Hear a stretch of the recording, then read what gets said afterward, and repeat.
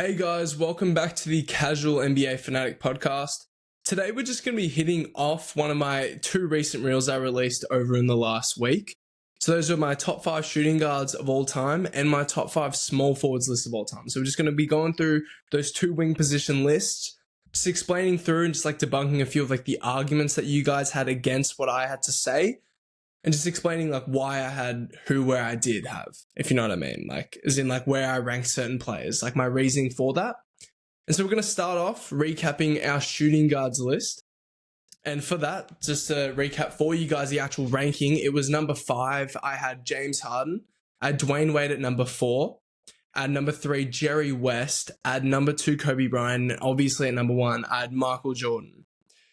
Now, the main arguments that were against this list in the comment section, the first one was, where's Allen Iverson? Now, obviously, like I was very expected to see this, one of the most adored players in NBA history. And like for me, like just obviously evaluating what AI brought to the NBA and what made him such a great basketball player who left such an instrumental legacy behind. He was an all-time shot creator, someone who could floor raise at literally a level that captained a finals team which was centered around defense in that 0-1 Philadelphia 76ers squad. Just an exceptional athlete as well, with insane cross counters, insane like agility, speed advantages as well, that made him a guy who could manufacture such an absurd amount of credible shots for her team in that specific era, in that early 2000s era. And I just think, to me though, the reason why I do lean towards more James Harden, Jerry West, which are the guys I think were probably the odd ones out and what most people thought. I think D Wade was pretty cemented in that top 5 either way. But I just didn't think AI impacted offense in his era anywhere near the level that guys like James Harden and Jerry West did in their respective levels. I know that's hard to say because like he had the finals run under him. He's a multiple time scoring champ as well. But for me, it's just that clear. That is my main point. I mean, Harden, in his case, like he quarterbacked some of the all-time great regular season offenses while still being able to run into some of the most competitive conferences that we've ever seen. Like if you think back to that 2001 Philadelphia conference, that relative to what James Harden had to go through between 2015 to 2019, that was pretty much like a cakewalk for Allen Iverson compared to what James Harden had to go through. When you're talking about the Spurs, you're talking about the Warriors, the Thunder were still in there in the mix as well. Like the Clippers in those earlier days, there's a lot of talent that James Harden had to go through. And in terms of the regular season, I just think what he did in that Houston run, in that Houston era, was way more impressive just in terms of generating team offense, especially when both of these guys were more built around that heliocentric type of frame where a lot of like the offense regarded around them specifically. And then also as well, I mean, like at his peak as well, and this is back to, like, again, for James Harden's case, I think he was also a top 3 scorer and passer on the planet. And that just plays into like the actual talent field with James, which gives him a bit more leverage in the AI argument for me. And I don't think there have been many guys in NBA history who can actually say that they were a top 3 scorer and passer on the planet. That's why he was like the best isolation and pick and roll scorer in the game for multiple years. And what James Harden did can't get underestimated just because he didn't captain a finals team. And you're running into a Warriors squad like that in 2018, 2017, even heck 2019. I just don't think there's a lot of like variables out of your like control. And then also Jerry West case, it's kind of similar, like it's at a similar level, and it's really just the offensive capabilities relative for his time. Now, legit, Jerry West is one of the greatest shooters of all time, again, relative to his era. And like when you're talking about a guy who, like, this guy legit averaged 40 points a game for like entire playoff runs, not just like single series, like long-winded playoff runs. And like a lot of like my reasoning why I'd take Jerry West over AI, it just comes down to like offensive polish, and just this plays into both Jerry and James Harden's things, but it's your ability to create stable, high quality offense as the predominant advantage creator. And that is what drives my case for James and Jerry West over Allen Iverson. I just think the job and results that they achieved were more impressive than AI's, both from an individual and from a team standpoint. And so that's why ultimately I had to leave AI off my list for this one. Now, the other problem I had for this one was the debate with Jerry West against Dwayne Wade and James Harden. Now, obviously, like I understand, like a lot of people find it hard differentiating between like best and greatest. And like for me, I'm someone like when I view greatest, I'm looking more predominantly towards like your accomplishments and how you dominated your specific era of NBA basketball. Because there are only so many like factors that you can control for your specific era. And for me, Jerry West was a top 3 to 4 player on the planet easily for about a decade at that time. And I don't think James Harden or Dwayne Wade really dominated at that same longevity level for as long as what Jerry West did in that period of time. And so when we are separating greatness from best talent, I think like, truth is Dwayne Wade as an athlete and as a rim finisher as well, he was something that we hadn't really seen before. And like, Harden as well, just as a team-based isolation creator, someone who could manufacture offense at a historic level for a team in Houston.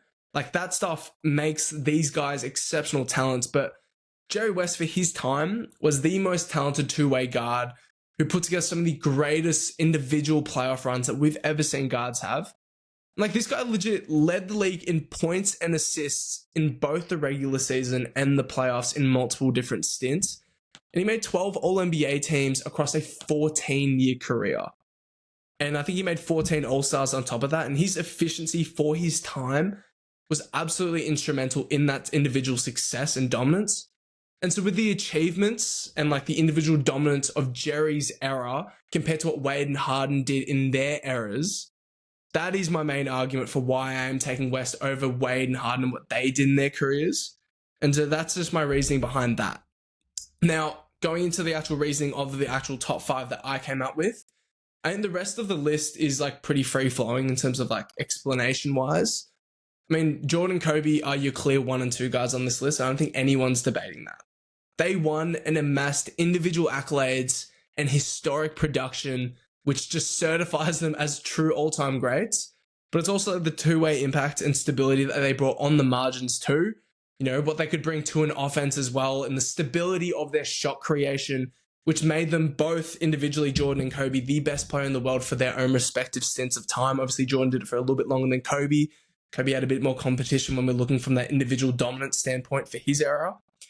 And then, so I just think obviously 1 and 2, there's no debating. I think it's also no debate that Jordan is a little bit greater than Kobe Bryant all time. We're not just talking about achievements and how he dominated his era. It's also just like in terms of like efficiency as a half-court shot creator for a team.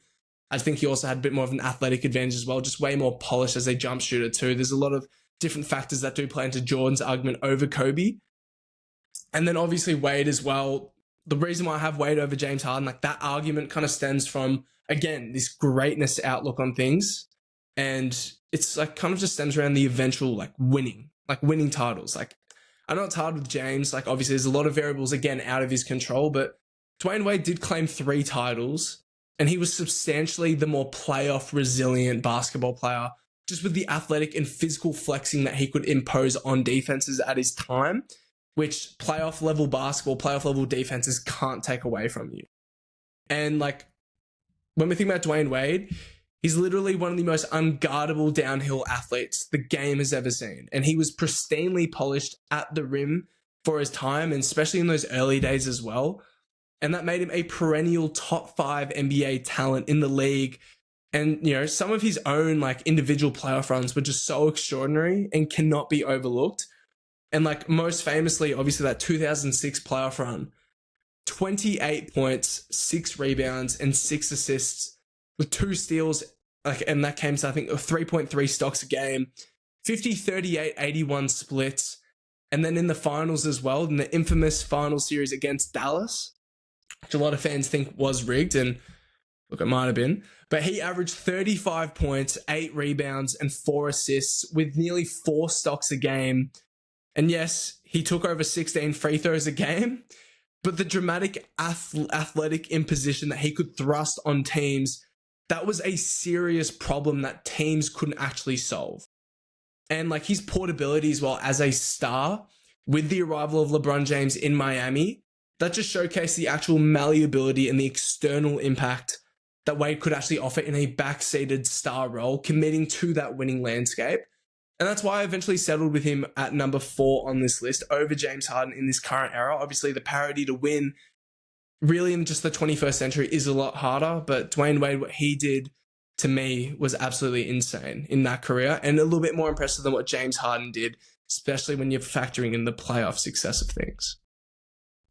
Now, moving on to my small forwards list. So, to recap that five, at number 5, I had Scottie Pippen. Number 4, we had Julius Erving.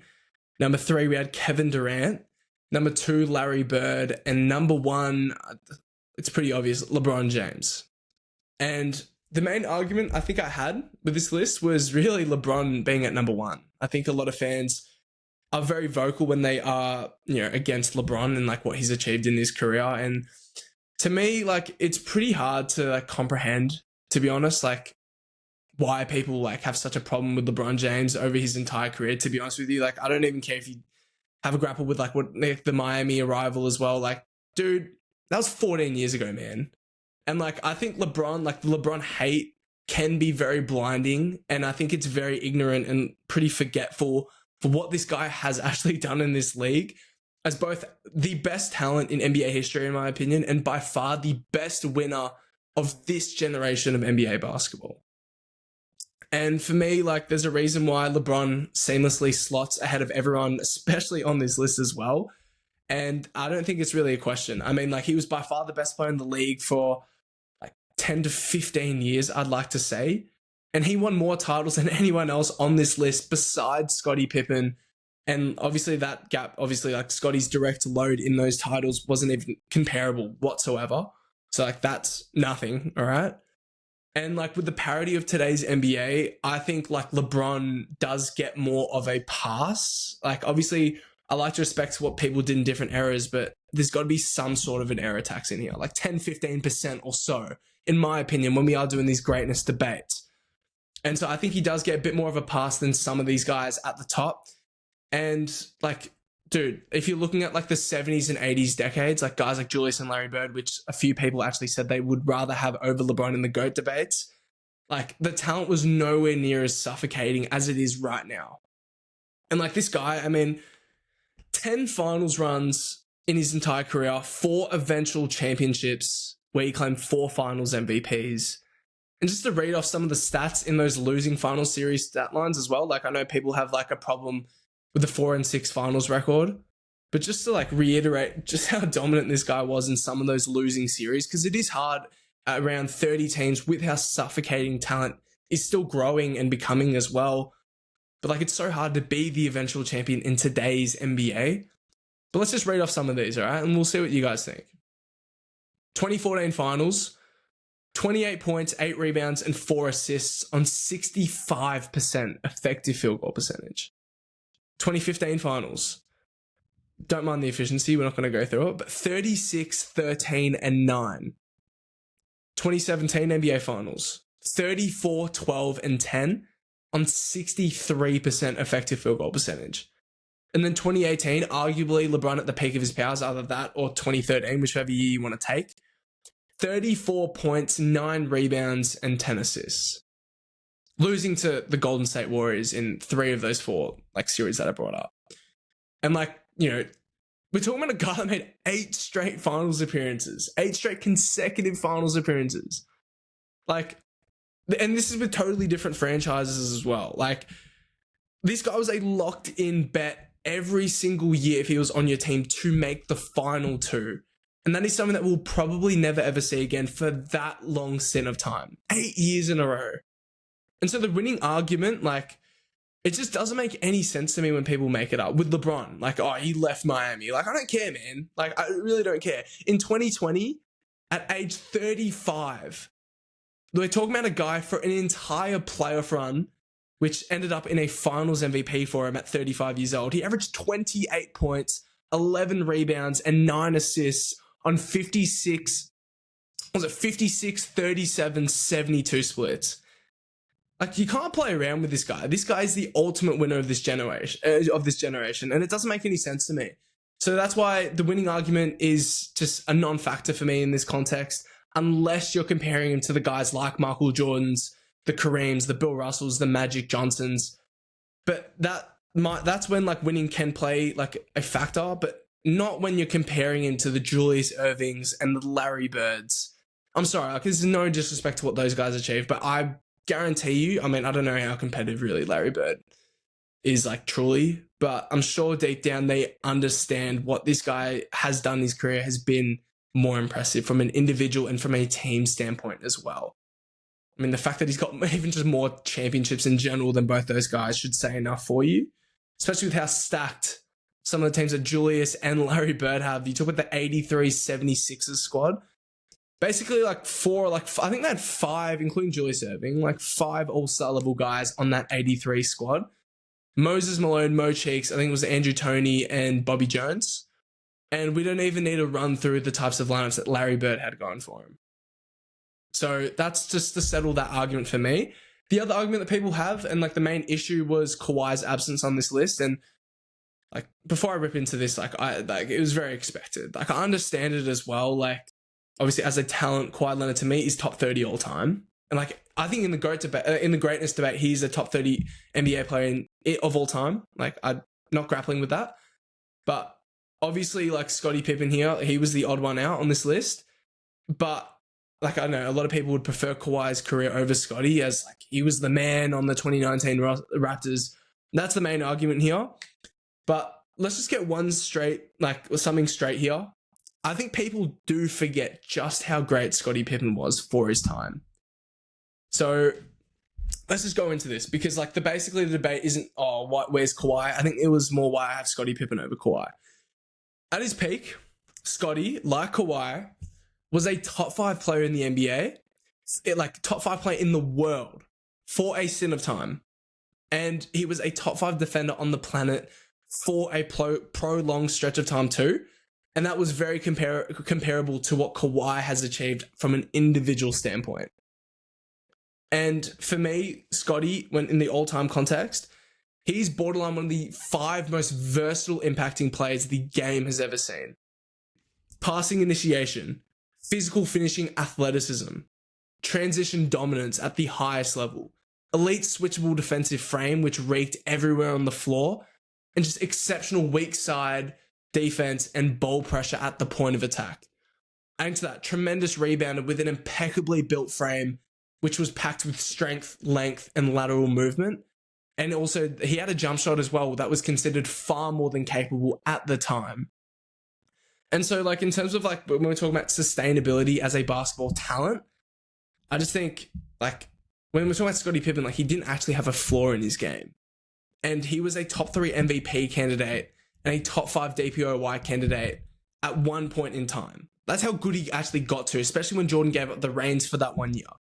So he was that good. He, like, to me, like, honestly, if you're going to compare to, like, today's point of view, like, he might be considered, like, the Jason Tatum of today's era. And to me, that's pretty fucking good, like, to be honest with you. And the thing is, like, in the greatness context, Scottie has 6 rings, 6 titles. Like, that's over half a decade of straight championships, being on top of the NBA world. And that is the same gap, like, 6 years is the same gap as between last year's OKC squad and the Raptors back in 2019. Just straight winning year on and year out. And so, like, as far as the context of all-time legacies, for me, just the longevity and the winning cases, they both favor Scottie pretty dramatically here. And the gap as well, as far as a individual talent relative to their era, that wasn't big enough for me to give Kawhi that credit, especially when he's only played 60 games once in the last 6 years. And, like, this is supposed to be, like, a strong bulk of his prime years too. And, like, obviously it's not his fault. I'm not holding this, like, it's not Kawhi's fault at all. But it still plays into your durability and your ability to impact the actual whole association, the entire league, for a prolonged time. And that's why I do favor Scottie Pippen so far from what we've seen from their careers. And this is a greatness argument. This isn't the best argument. I think Kawhi, relative to their eras even, was a more talented player than Scottie Pippen at their absolute peak primes.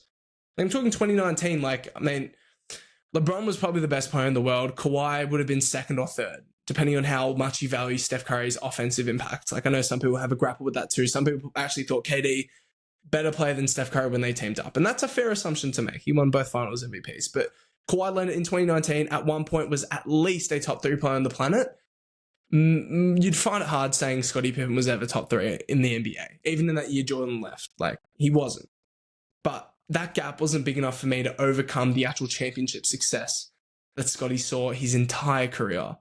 And I'm sorry, but I don't care how you won them. Kawhi won his finals MVP in his first championship as relatively just a high-level role player. That's what he was going into that playoff run. Scottie Pippen's got 6 championships. Kawhi's got 2. So that's the big thing for me. Anyways, we're going to skip past that argument. That is my reasoning, though, for Scottie over Kawhi. And then also, I saw a Kevin Durant is greater than Larry Bird argument as well. I saw that pop up. I think 2 people might have mentioned that, actually. And to me, I just want to quickly hit that off as well. I don't really see why. I mean, even when we are reviewing talent and skill does have to be set aside. Like when we're talking about raw skill because of error context. I'm going to keep bringing up probably this entire, I'm going to do a big man version of this as well, but error context is very important for this. But Larry Bird is arguably the most portable player of all time. And we've never seen someone this portable. And it comes from a play style point of view. It's not just the skill set and what he could do on the floor. It's how he could actually mold into different types of play styles for a team. He didn't need the ball in his hands as directly as what a prime LeBron James did need to carry a team. And that's why Larry Bird may be the ultimate floor and ceiling raiser for a basketball team. I mean, maybe Michael Jordan's up there too for that. I don't know. Whatever you want. But also, we're talking about, so first of all, that point that I just made, that stems from the versatility of your skill set and the versatility of your instincts on both ends of the floor. We're talking about a guy with the top tier, most exceptional hand-eye coordination as a passer, shooter, and post scorer.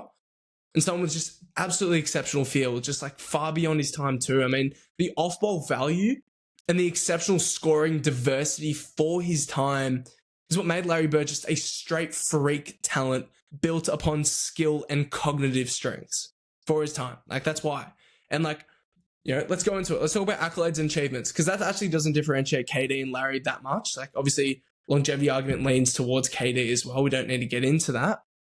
In terms of accolades and achievements, Larry won 3 MVPs in his career to KD's 1, and they came all in a row. So just a top-tier dominant peak individual stretch. And in that 3-year stretch as well, let's talk about it. He averaged 26 points, 10 rebounds, and 7 assists with nearly 3 stocks a game on 50, 39, 89 splits in the mid-80s. He claimed 3 titles and reached 5 finals, and he won 2 finals MVPs in that career too. And in that run, there's in that individual run, and there's a clear gap there between him and KD in that department as well, in terms of the actual winning success. Obviously, I said it's fairly close, but Larry won more in his career, and he did it in probably more impressive fashion too than what KD did. I know, obviously, people are going to have a problem with how KD won his championships. That does play into this argument for me as well here. Obviously, Larry had an insane team grown around him from the get-go.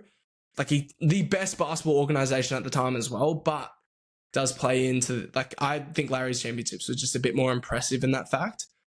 But also, Larry as well, for the time, he was the best player in the world for a pretty jagged period of time, considering that he did share that title with Magic Johnson throughout the 80s, depending on what season as well that you decide to look at. But he was the best player in the world for multiple different years. If you look at KD's career, to me, I don't think he's ever had that individual hold over the league. And that does leave a lasting footprint on KD's legacy in the NBA. I think he was a top 3 player on the planet for, I don't know, maybe from 2012 to 2019, 2020, maybe. But I don't even know if he ever cracked that second best player when Steph arrived on the scene. And Steph, I think, actually competed with LeBron when we're talking about actual value to a team. Finals MVPs set aside. I don't care about that. Steph's actual value is something that we've never, ever seen before. And he gave LeBron the best debate as the best player in the world, in my opinion, when we are talking about the most valuable and impactful players at the time. And so that's where I do take Larry Bird over Kevin Durant in this argument. And that's where the reasoning does stem from. So that's why LeBron, clear number 1 to me. Larry Bird, as from a talent and for how he dominated his league and from a winning standpoint, there's a pretty clear gap between him and KD. And I have KD at number 3 because he may be the second, or he might be a top 3 most portable talent the game has ever seen. Transcendent talent with the skill that he brought at his size. And he did climb the mountain twice and prove just how dominant he can be when he gets onto that stage. And he did that with multiple different franchises. And like when I'm not saying he won with multiple franchises, I'm saying he got to the top stage of the NBA world and proved just how great he actually can be on that stage with multiple franchises. And his longevity as well gives him a leg up, especially over guys like Julius Erving too. And obviously Air Attacks comes into it there as well. And then Scottie Pippen as well, one of the greatest winners of all time, didn't have anywhere near the direct load, which to be honest with me does count a lot in these debates. But obviously for the small forward list, my honorable mention was obviously Kawhi Leonard. But at the moment, at this point in time, while Kawhi's still got time to add to that resume, I don't know how much time he's got left in this peak period of time. But Kawhi does rank at the honorable mention section of that small forward list.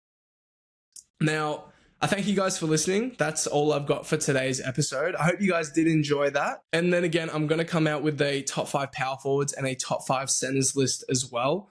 I think my power forwards list came out just recently as well. And then obviously I'm in the midst of making my center list. It's extremely hard, man. It's extremely hard. Like if you guys didn't catch my power forwards list, which I released just as today as I'm recording now, Tim Duncan number 1, but he played majority of his minutes at center throughout his career. I'm just putting him in the power forwards list because in his prime years, he was listed as a power forward.